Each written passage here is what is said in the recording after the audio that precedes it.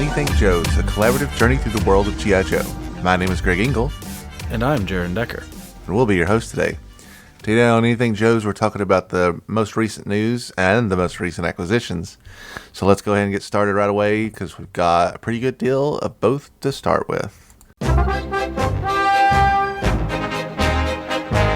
Diamond Select Toys announces a new Destro bust. So this is the second bust that these guys have shown. They did a Storm Shadow one initially, and I mean the detail on this is pretty wild. Sorry, my keyboard is. I got a new keyboard. It's super loud. Ooh, a new keyboard. Look at us. Yeah, we're getting new things.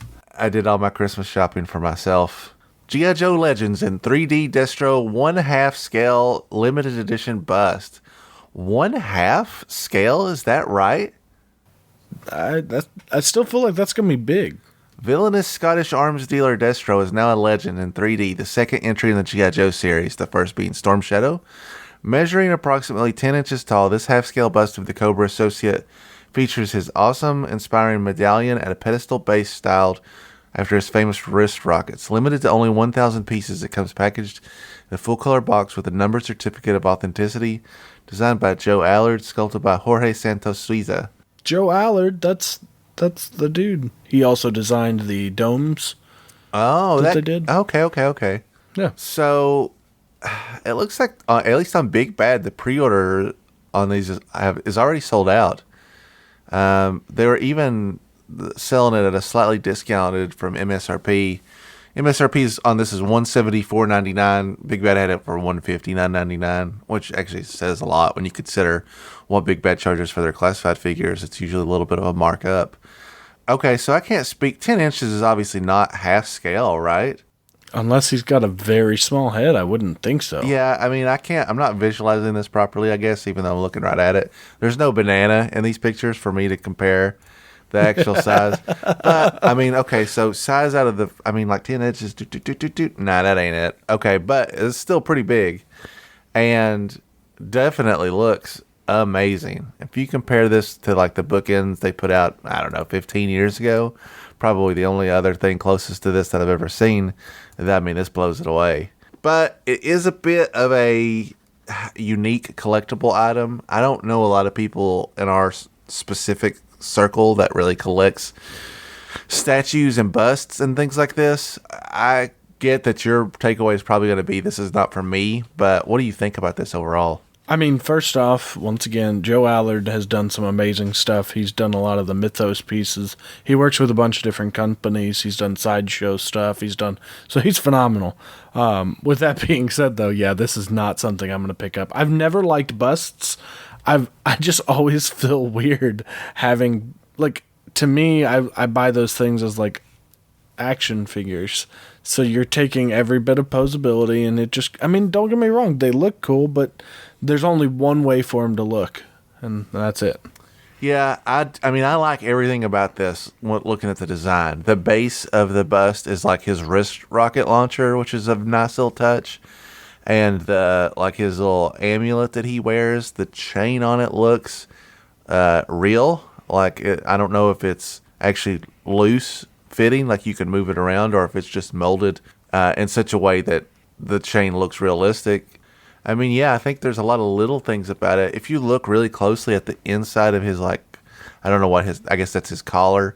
It has a realistic looking, like, fabric-y style texture to it almost. So a lot of cool little nods like that. There's those little bolts that like hold his helmet on. A lot of cool little nods like that. So I like this a lot.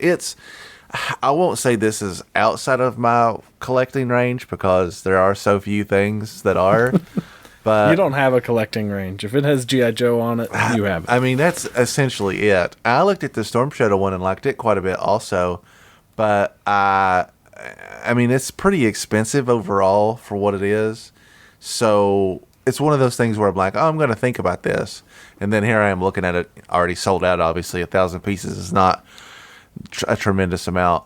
So, yeah, I guess by default, I'm passing on it. But I'd like to have it.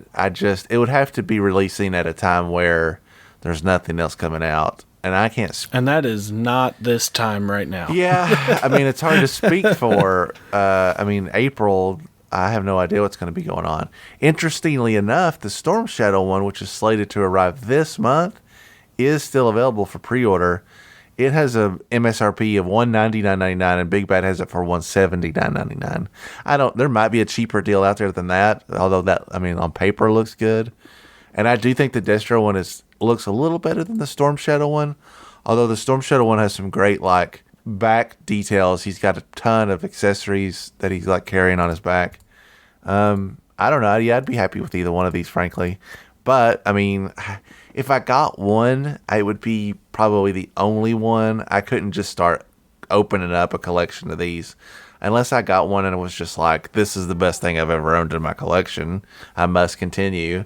But nearing, $200 a pop is just not feasible on a regular release schedule. Yeah, I think these are going to be the same way I was with those helmets, where I was like, oh, these are cool, but I'm not going to buy them at this price. Mm-hmm. And then GameStop had them for, 50% off, and I was like, cool, I'll buy one at $50, Yeah, I don't think we'll probably see these at a greatly discounted price ever. And I would maybe like to have one to have in my collection just to kind of mix in, but I don't think either one of these characters is going to be the character that puts me over.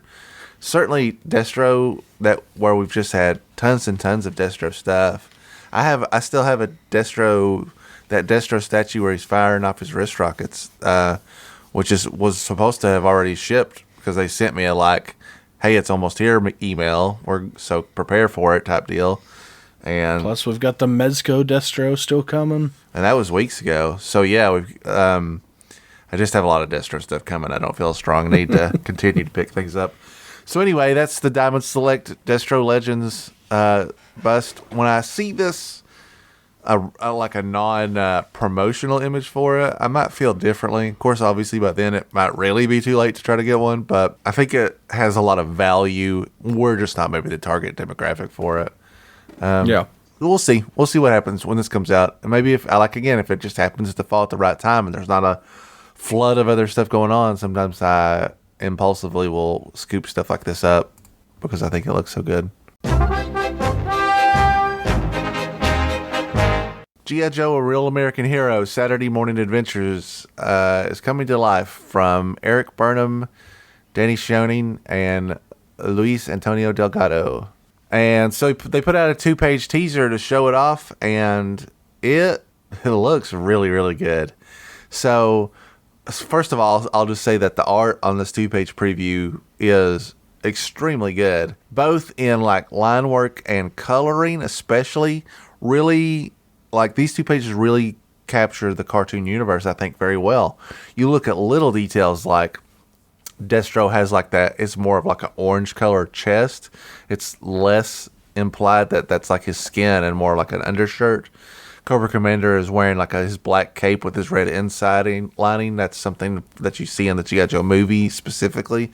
So they have definitely put an attention to detail on what separates the G.I. Joe universe in the cartoon from the other G.I. Joe universes. It stands out in a very specific way.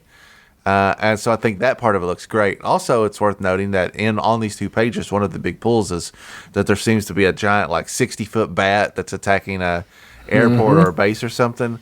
So it's also good to know that they're really leaning into kind of the absurdity of the line, which is basically the thing that the cartoon specializes in, is absolute bonkers concepts. The tagline for this 4-issue miniseries seems to be them focusing on finding Aladdin's lamp, and I guess that's what that bat probably is that they wish for a giant something or another to attack G.I. Joe, and so they end up with a 60-foot bat.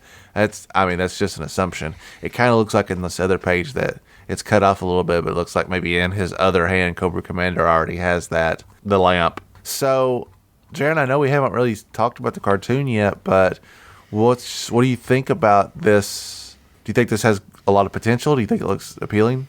I'm gonna read it for sure. I love the art. You could tell me that this was a promo for the cartoon, and I would be like, yeah, that makes sense. This is 100% just if you showed me one one photo of this, just one of these frames, I would be like, oh, is that like from a trailer or something from the movie, or are they doing another one? Like, it looks perfect.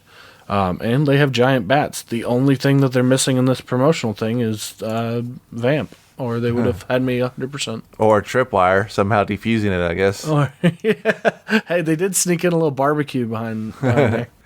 So they showed both. They've got 2 covers for this. There's a A cover and a B cover. I'm sure they'll have lots of variant covers as well to be unveiled.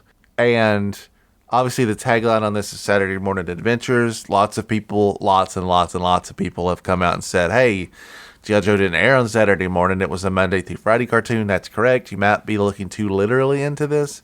I think they were just looking for a way to differentiate that it was a cartoon-based book, and Saturday morning is synonymous, obviously, with the cartoons, or was. So what you're telling me is they should have called it the Monday through Friday Morning Adventures. I mean, I don't know what. Yeah, I guess you could have just called it something like G.I. Joe, the comic book, or the cartoon years, or something. But Saturday Morning Adventures works. It checks out. Yeah, so I'm very interested in reading this. I think they probably did the right thing by coming out, making it just like a mini series first to see what, how many do they sell? What's the general feedback? Do they want to continue with it? And so in this sense, the book lends itself kind of like the original 5-parters that are very famous for the G.I. Joe cartoon years, like Pyramid of Darkness. So they're trying to do another thing like that, like it's kind of like a maxi series. And then I guess if they like it and they want to do more, they can continue to do that kind of like 5-issue format that stays in line with the cartoon. I say all that, but our next news item, IDW to lose G.I. Joe Comics license in 2022. This comes to us from bleedingcool.com. Over the weekend at San Diego Comic-Con 2021 special edition, there was plenty to talk about the state of the comic book industry as it stands, as well as the many moves that have been happening of late and will be happening in the very near future. And as big publishers chose not to attend the show, it meant there was much less management of the information that flowed. One such nugget was the news that IDW Publishing, based just up the road in San Diego, is to not only lose their license to produce comic books based on the Transformers franchise from Hasbro, but also that they would lose the license to G.I. Joe. I did not hear about My Little Pony, but one could speculate. So this is not, this still does technically fall under the rumor mill, although the person that is reporting on this has an unidentified source that I guess is supposed to be pretty solid. IDW has not replied to any inquiries or said anything public about it, but it seems likely. They have had the license for quite a while now. There maybe is a renewal time coming up that either Hasbro doesn't want to renew, or IDW maybe owes them money and can't afford to renew. So this is going to be kind of a big deal. So you asked me earlier, how that line would fare. If this is the case, it might not do too well. Yeah, I guess that's the unfortunate part of it, is if it comes out and it's a huge hit and then they lose the license, that's pretty much all she wrote. Unless the rights to the license go to another comic book publisher and they choose to, continue it on their own. So if IDW did lose it, it would have to go to Marvel, right? Is that the only other company that's held the license? So, well, Image had it because they partnered with Devil's Due there in the beginning while they were getting off their feet and published it. And a lot of people have put forward the idea that Marvel might buy the license back. And I'm going to go ahead and just squash that right now. If you pull up a spreadsheet of how comics are selling on a monthly basis, you can find a sheet that shows like where every book sells in number-wise. And on its best day, the G.I. Joe, a Real American Hero comic from IDW, does not pull good numbers. Like, I know that's hard to hear, but of the IDW licenses that are available, G.I. Joe is one of the lowest pulls. My Little Pony consistently outsells it month to month. So it doesn't even come close to pulling the numbers that it did when it was at Marvel. Obviously, when it was Marvel published book, it was, for a long stretch, the best-selling Marvel comic that they had, outselling every superhero book that they had on the market to go up, that was not going up against it, but was on sale at the same time, which really speaks about its popularity at the time compared to where we're at with it now. But anyway, what I'm getting at is it doesn't pull the numbers for Marvel to even give it a second look. As in a general statement, and I hate to say this, it's not a license that a comic book company, I think, would feel competitive about, meaning that there is a possibility that their IDW is losing the license for not a non-competitive reason. They can't afford to pay the renewal fees. Maybe Hasbro wants more money to continue the license. Maybe they owe Hasbro money already on the license and they're like in the black because of it. There's a lot of factors like that, but I think it's important to realize that the reality of it could be that IDW loses the license and then there are no more G.I. Joe comics for a while. For a very long while, depending on what would happen with it. The other unfortunate reality is it could go to another publisher and they want to do their own thing, which could mean a couple of not great things. The first off, it could be if they just choose to relaunch or continue the Real American Hero continuity that we're reading currently, they might not bring Larry back. They might let somebody else take over, which would be a tough reception, I can guarantee it, because we're close to the 300 issue mark, and that's almost exclusively 300 issues read just by Larry. So if they gave it to somebody else, I feel like that would leave a bad taste in everybody's mouth. And if they choose to bury that line and relaunch with a new continuity, which is what IDW did in the beginning, is they basically just said, well, we're just going to start over, and it's like a complete reboot. And although that wasn't received very well initially, I do feel like they found their audience over time in that rebooted universe, and then it just kind of got swallowed up with new concept after new concept until there suddenly wasn't a single comic in the reboot universe at all any longer. So, it's obviously this is all wait and see. We don't know what's going on. Maybe there's still hope that they can fix whatever's causing the license to expire for them, and they'll be able to continue. I think that's honestly the best case scenario. I don't see a situation where this book goes to a different publisher and they give us a better offering than what we're getting right now. So anyway, that's on the plate. I guess we'll find out. They're saying around summer 2022 is maybe the expected time frame for it to expire. So we do have a little bit of time left. I guess from a pessimistic point of view, my hope is that if they're losing it and there's no immediate contingency plan for the book, that they give Larry enough time to put a bow on his second run, not just one single issue, so he can kind of like give us a little bit of closure while we wait to see, what's next, if anything. Your thoughts on that? I know you haven't been reading the current continuity much, but what do you mean? I get it held for me in my box. Do you really? Yeah. Have you been reading them? I'm probably the only other person at our local comic shop that has them. Have you been reading that stuff? We have not talked about modern continuity of G.I. Joe stuff at all. I'm a few issues. I'm like 2 issues behind, but I still have them. Okay. I pick them up, but I have been reading since. Is it Sherlock? Is that the character? Yeah, she's the new Joe. Yeah, it was kind of her stories when I picked it up. Okay, cool. Well, remind me to come back and talk to you about that, because we haven't talked a lot about modern continuity G.I. Joe comic stuff. I'm trying to skip ahead so I know a little bit when we get 20 years down the line when we get to whatever now is. Fair enough. All right, so let's take a look at the next news item. RoboSkull got funded. Hey, we didn't talk about the RoboSkull much when it was going on, and that's kind of on us. I think because it was such a runaway success, I didn't feel like we needed to do a whole lot of promotional work for it because kind of everybody else was doing it for us.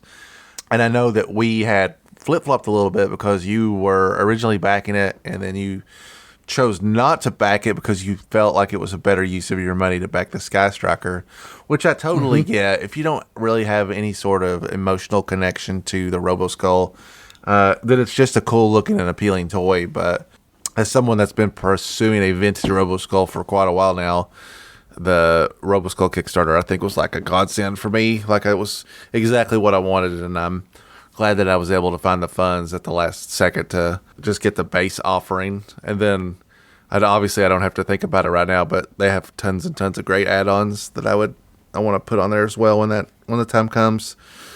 So anyway, congratulations to the Skeletron guys for just about the most successful Kickstarter project I've ever seen in the action figure world.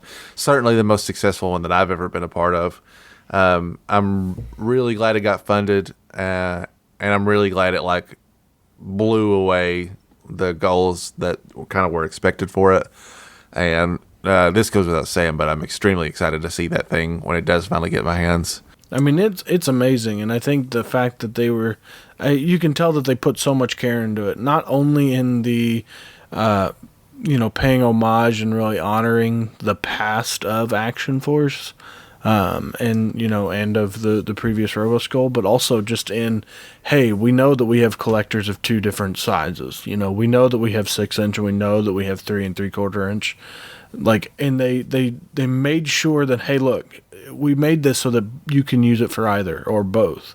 And it did make me I was like, oh, cool, a 6-inch fighter, that's really cool. I might get it. And then I was like, you know what? I mean, unfortunately, it's just not something for me. If my budget was a lot bigger, I definitely would have done it. But with holidays coming up, and then we have Winterfest, and all these other things coming up, the budget gets really tight. And then the HasLab, and I mean, there's 3 different HasLabs going on, and I liked all 3 of them. It's a bad timing. Yeah, it's an incredibly poorly thought out decision to end a Kickstarter in December, in my opinion, because the average person has tons of other stuff on their plate. And it was truly, for me, a last minute stretch to get the money I needed for that RoboSkull, even at the base offering, just because of the way things are right now. And that doesn't even factor in our next news item. GIJOE SkyStriker HasLab update. So this week, well, I guess I should say, by the time you guys hear this, the HasLab will be over. We'll already know if it's funded or not. At this time, we're just shy of about 2 days left. We got just under 48 hours, and they're at 7,156 backers. And again, our target is at 10K.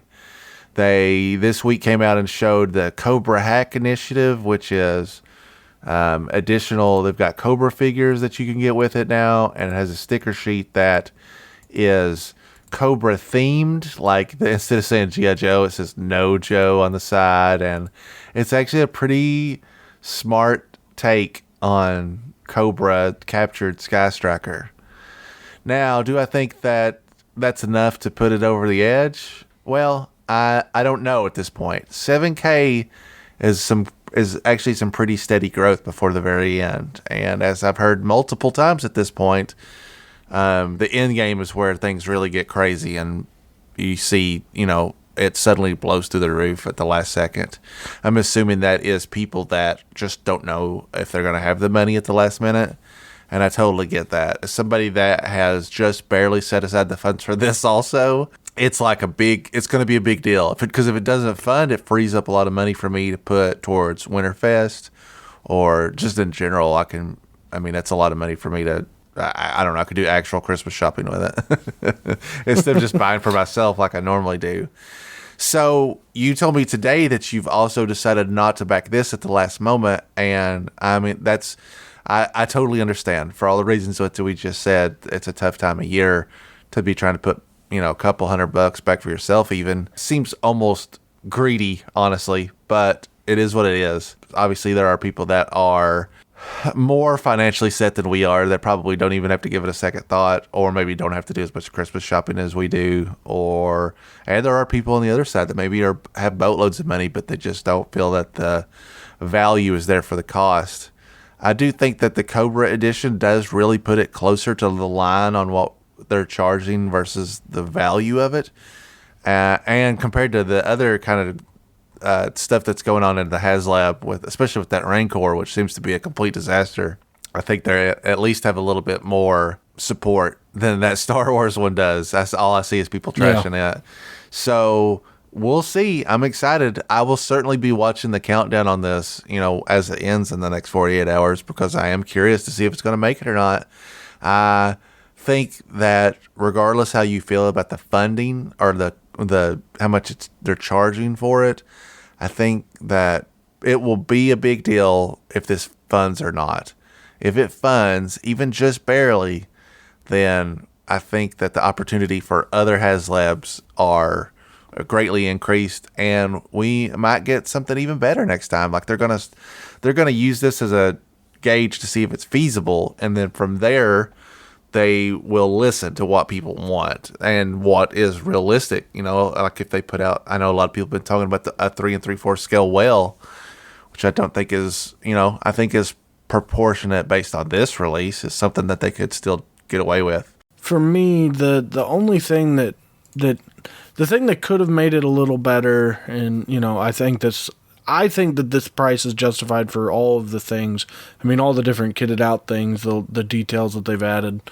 The only thing that I wish is that a third of the things that you get are interchangeable, so then you're not able to use all of it at the same time. You've got missiles from different sets, you got wings from different sets, you got stickers. If you have one SkyStriker, you can't make it a Cobra SkyStriker and then also a GIJOE SkyStriker. You have to pick. Right. And that's the only thing for me that I'm like, man, I like the idea of the Cobra one, but if I'm buying this as a SkyStriker, I want it to be a SkyStriker. So then if I was going to make a Cobra one, I'd rather have two, but there's no way that I could get two of them. I mean, I've got 4 kids, so I've got a lot of Christmas presents that I've got to get. No doubt. And it's one of those things that I'm considering backing and just being like, hey, this is my birthday present, which is, coming up in a little over a week.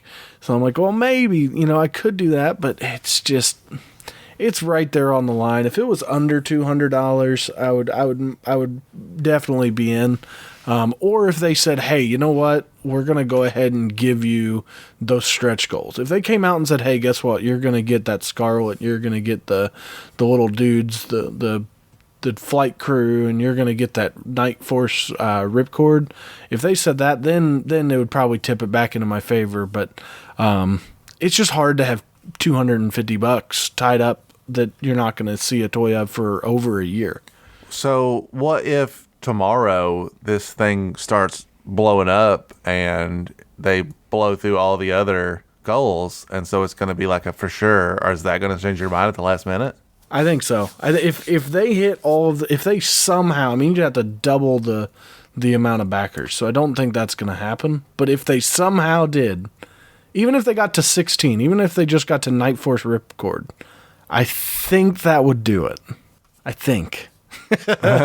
In theory, that would do it. Yeah, I don't have realistic expectations in regards to, I don't think they're going to blow through all their goals.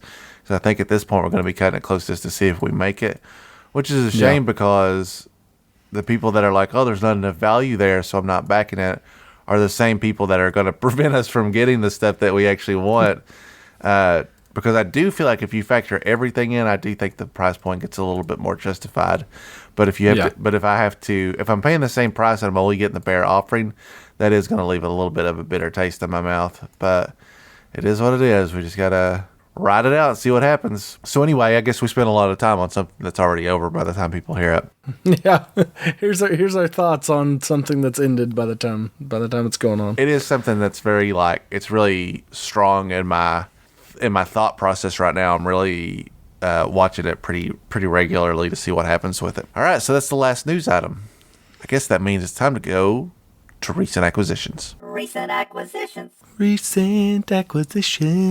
The same day that our last recent acquisitions episode went up, that evening as I was at work, the same gentleman that we bought that lot of sent me a message and said, hey, you had mentioned that maybe in a couple weeks when you get paid, you would be interested in some of these vehicles that I have, which is true. That's what we told him. He said, well, we're getting ready to try to move, and I'd really like to get rid of them.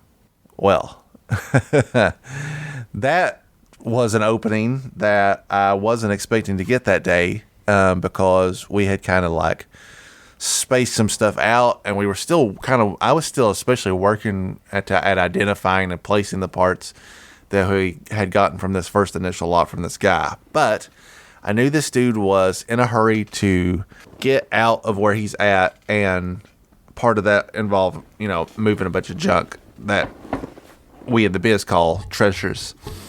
I already basically knew what this guy had because we saw it when we were over there. And I also obviously had the advantage of knowing that this guy needed to get this stuff out quick. So I made him an offer over the phone. I said, listen, this is what I'm willing to pay for what I've seen. And the amount that I offered him was $375. And this was tough because Jaren was not in on this deal. He didn't have the funds right at that time to go in on it. So that meant I was going to have to put all the money up front myself and hopefully get a little bit of that money back on the back end, because that is a tremendous purchase on my behalf to make on my own. Although I should say that a good portion of the money that I paid him is from selling the stuff that I got in that first lot. So in a very real sense, I was giving him some of his entitled earns back for more of his belongings. But the deal I shot over was like, I'm willing to pay I actually said $350, and he said, how about $400? And we settled at $375. I said, but for this price, I want everything that you've got left. I want all your vehicles. I want all the broken figures that you kind of like didn't show us or were like kind of had to the side. I don't care how damaged it is. I want it because I'll strip it down for parts or rebuild it depending on what's missing from it. So he's like, okay, that's the deal. You got to come get them like right now. So I work a third shift job, and I get off work at 6 a.m., which meant that I had to drive not far, but still through a lot of traffic after having worked 12 hours. And I showed up at this guy's place. It's freezing cold, and it's still pitch black. And I go in there, and he takes me in there, and he has all his stuff. And he's like, this is everything I've got, blah, blah, blah, loaded up. He's like, I found a small box of non-GIJOE related toys, figures from the 80s. It's like it's basically all accessories. It's like, I don't know what most of it goes to, but I figured I'd let you take it. I was like, okay, great. So I don't really look at what I've got. I just pack it all up because I'm cold and I'm tired. They bring it back home. So, of the stuff that this guy had left, and it's worth noting that he had sold some stuff that we had seen that it wasn't there anymore. There was specifically a Rolling Thunder that I thought was a for sure part of this deal, and that was on me for being too eager to just close the deal on the whole kit and caboodle. But it wasn't there either, or he chose to keep it back thinking I wouldn't remember, but that's fine. I was too tired to call him out on it, and I was still getting plenty of stuff. It's worth, I mean, like when you see all the stuff that I get, $375 is definitely a steal. I'll certainly be able to make at least some of that money back even after the things that I keep. So if you're not watching this on YouTube, I'll try to give you a brief idea of how much stuff was in this lot. The total amount of figures that this guy held back from us is staggering. And there's also a tremendous amount of these figures that when I went to look at them are not damaged at all. So it was like he had just pulled out figures that he knew were older and perhaps more valuable. And then he kept a lot of stuff that was perfectly fine from us. But it's hard to be too upset at this dude because we have basically like, I've taken everything he has of value and made more money off of it than he does. I mean, even though I did all the heavy lifting, I've cleaned and sorted and repaired, I spent hours on this stuff just to get it into a sellable state. So when I picked up this lot of figures, I basically already, I knew I didn't really need any of it for my personal collection. At best, I would find either some accessories that I wanted or they would be in better shape than my existing figure. But when I got them home and started cleaning them, I noticed that almost all the figures have a kind of a subtle smoky smell to them. And although I know that there are tips and tricks for removing that smell, I didn't really want to get too far into repairing or recovering stuff that I knew I wasn't keeping. So I did the very minimum with them. I put them through the wash and tried to clean off any dust or residue. try to maybe like cover that scent up a little bit. Anybody that had an O-ring that was completely broken, I replaced, with the exception of a couple figures that were like Ninja Force. Those figures had to be cut open. And so when I was looked at what I had left, I had a pretty good little lot of figures. As a matter of fact, the only thing that I kept out of this lot for myself was a couple of troop builders. There was a V1 Iron Grenadier, a V1 Night Creeper, and a V2 Bat. And I was like, well, these are the guys that are like the classics, basically. Oh, there's a Toxo Zombie in there also that I kept. I've started suddenly troop building these guys when I come into contact with them. But for the most part, I try to keep my troop building to the really well-known high-ranking troops. I don't want a bunch of Incinerators or Saw Vipers or Range Vipers or Night Vipers or Frag Vipers, all of which were included in this lot. I don't want a bunch of Desert Scorpions or Python Patrol. Like, I just don't need to troop build that. But unique troops, and specifically unique troops that don't have tons of other factions. I'm specifically speaking of like Night Creepers, which are just, that's it, your own group, and you're called Night Creepers, and this is typically what you look like. And then also Iron Grenadiers, which is obviously Destro's guys. They don't, first of all, don't change their appearance a lot over the years, and second of all, are, you know, one of a very small handful of troop builders that exist on Destro's side. Those figures I really, really want, and then I keep bats because I love the bats. So everything else was fair game. And what that amounted to was about 68 total vintage figures. I am using the term vintage pretty loosely because there was some Valor versus Venom stuff in there. There's a lot of Spy Troops figures in there. So of those 68 figures, let's say roughly 20-ish are kind of like not official O-ring figures. They're the kind of the awkward ears. But still, many more figures than I was expecting to get. There was a Hooded Cobra Commander in there. There's a Globulus in there. There's a Firefly V2. There's a Storm Shadow V2. There's like 3 Python Patrol Troopers. Destro V2. Snake Eyes V3, V4. So you're mostly mid to late 80s, early 90s figures in here. Not of the same like caliber of the stuff that Jaren and I got in the last one. Like the stuff we got last time was like premium stuff. These guys don't have a lot of their accessories. Maybe 1 in 5 to 8 figures has got a broken thumb or crotch or something. So there are broken figures. There are yellowed figures. But there were definitely more figures that were intact than I expected. And there was a couple of goodies right off the bat in this lot as well. I don't want to dig too deep into the nitty gritty because it really has been a scavenger hunt for me. But the one thing I found with the figure lot that I wasn't expecting to find is he had a cesspool in there, and it came with his original helmet, and that helmet has his rebreather on it. If you're not familiar with this, Cesspool's helmet, which is just like a gold helmet with a gigantic orange visor, has a small rebreather that like is attached to the front of it. It almost looks like it plugs in, but I think that's just how it has been degrading over the years. Anyway, it is getting much harder to find that helmet with that piece on it. And because Cesspool is one of my favorite villains, I was extremely happy to find that piece because I already knew that my rebreather was missing. I have the helmet, it just has a hole in front. So that was my favorite find out of the figures. Now, that wasn't even the reason I bought the lot. I bought the lot for the vehicles. So let's talk a little bit about what I got for my money. Now, most of these vehicles aren't complete, but almost none of them, I would say, really qualify as destitute. Like, a lot of these have got most of their parts or are closer to being complete than incomplete. I'll say that. So in no particular order, here's some stuff I got in this lot. I got the Rage. I got this is all vintage stuff. I got a Mean Dog. I got there's a regular Hiss tank. There's a Paralyzer. I think that's what that's called. There was a Warthog. There's the little Destro's Despoiler. There's a Swamp Masher. There's a Stun. There's a Pogo. There's a Sea-Ray in there. There's a Hiss tank. There's a Hiss tank. A Hiss 2 tank. Overlord's little chariot thing. The Cobra Adder is in there. A couple pieces I haven't actually identified yet. There's a Battle Force 2000 vehicle.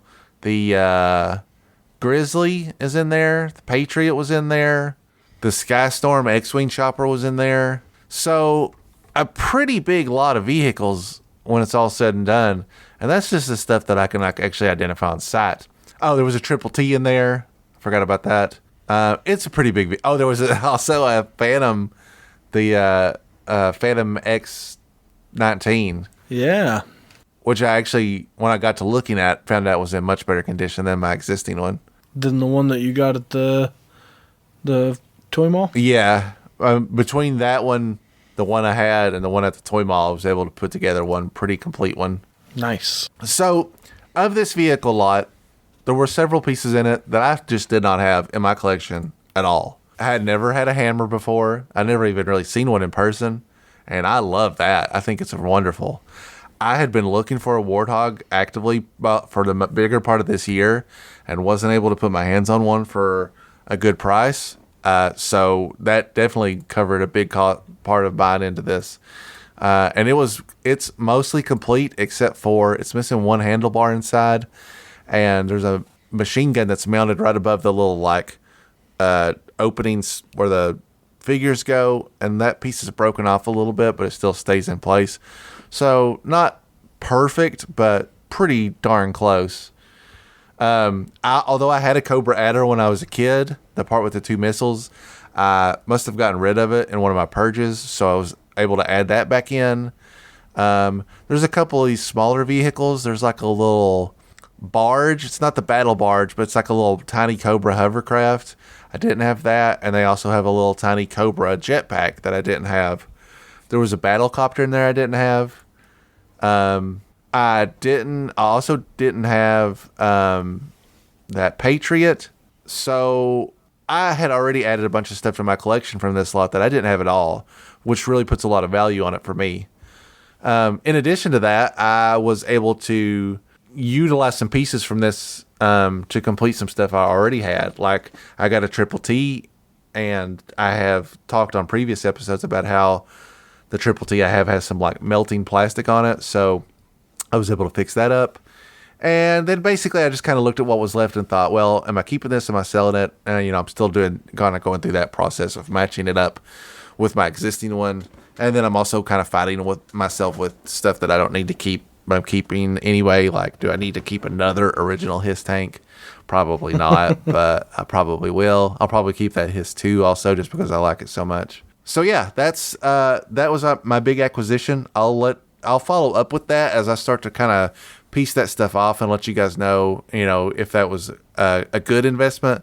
But I feel like for the money that I put into it, that it was definitely well worth it. And I'm extremely happy with it. It's rare for me to get a lot that has anything in it that I don't need, much less getting, I probably pulled 4 or 5 vehicles that I can mark off my list altogether because they're either already complete or so close to complete that it's a done deal.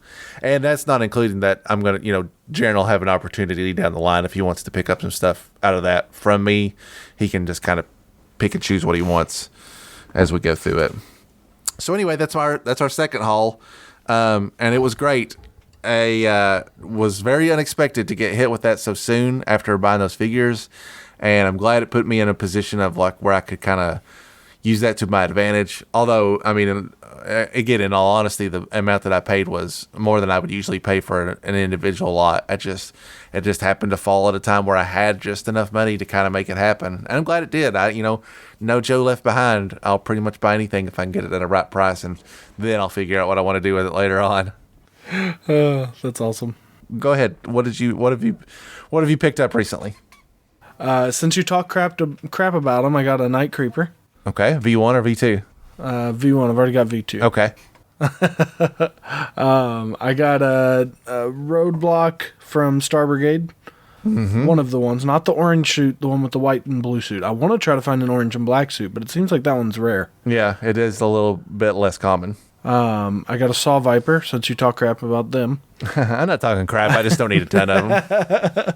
I got a Captain Gridiron, since that lot that we had a bunch of Captain Gridiron parts. Mm-hmm. So now I've got a complete Captain Gridiron. Nice.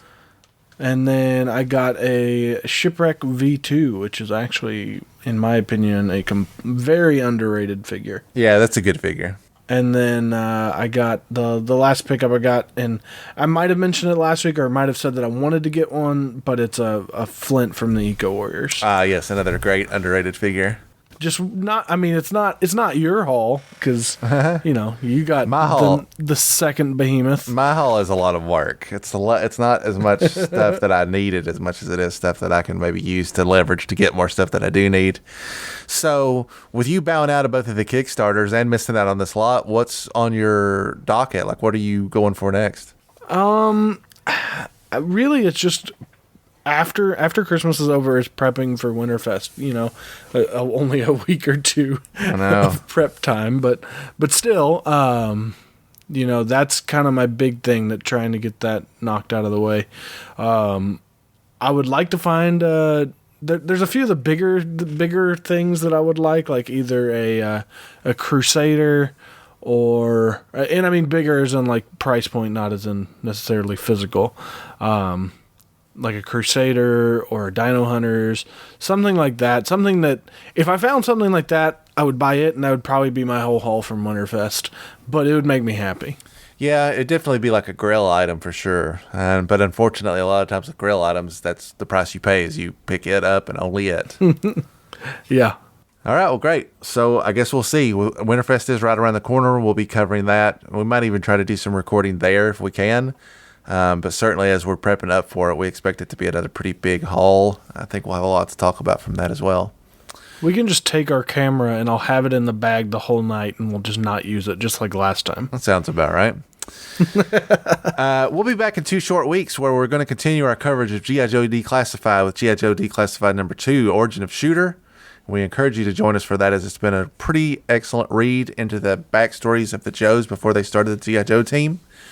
You can reach out to us directly at anythingjoespod@gmail.com, or you can find us on social media at anythingjoespod. That's on our Twitter, our Instagram, and our Facebook, and you can find our YouTube channel directly at Anything Joes. We'd like to thank you so much for joining us today, and thanks so much for listening. We look forward to talking to you again in just 2 short weeks, where anything's available for discussion here on Anything Joes.